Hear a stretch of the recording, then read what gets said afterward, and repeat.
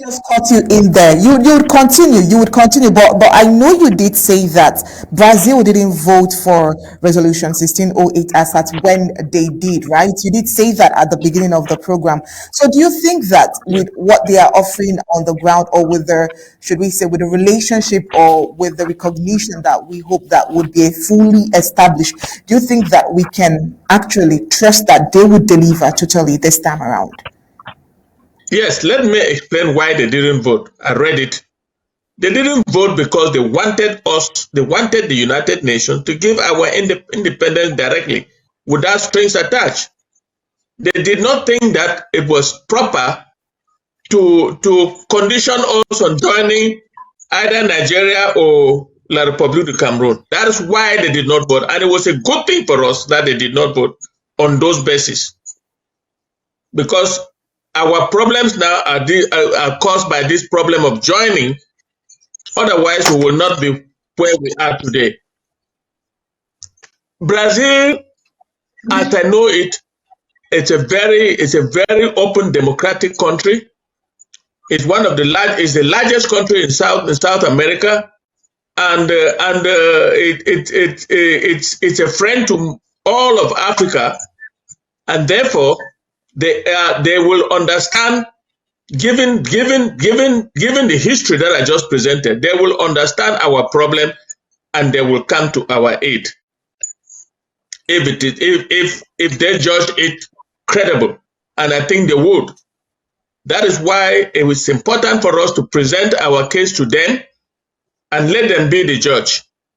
But I believe that they did not vote against that resolution for any negative ulterior motive, but they did not vote because they wanted us to have our independence without strings attached, without any precondition, without conditions. So seeing them, Brazil has remained a friend, and therefore it is important that they know what we are going through. I don't know whether they all know, but Pastor Commando has been working on the ground, and the president this week presented our situation succinctly to the Brazilian public, and of course to the government. Talking to the public, the government is also listening, and he presented the Southern Cameroon's Ambazonia as it is now, and as it was then. And therefore, we are hopeful that Brazil will not have any difficulty coming to our aid. First, by recognizing us, and secondly, by bringing our case to the United Nations. Filing a case on our behalf may be the third option that they can envisage. But the first and second is taking our case to the United Nations and recognizing us. And that is what we should be working at. And we will be working like this through other nations. For example, I am hoping that we'll be able to get to the 3 Sahel countries of Africa as they are now, and let them also be, because they are all members of the United Nations, let them also give a helping hand to liberate us from the sufferings that we are in now.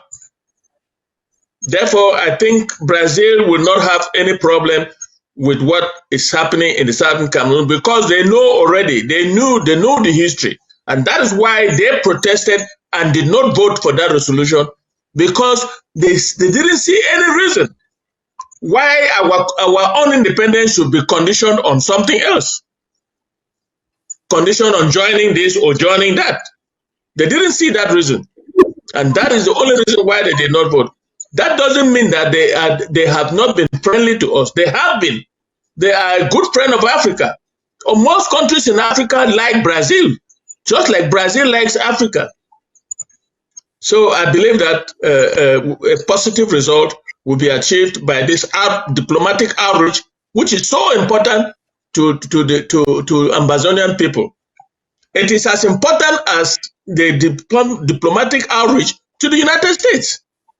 So we have these 2 big countries that we need to we need to really be very active to ensure that they know what is happening to us and they can come to our rescue. Thank you.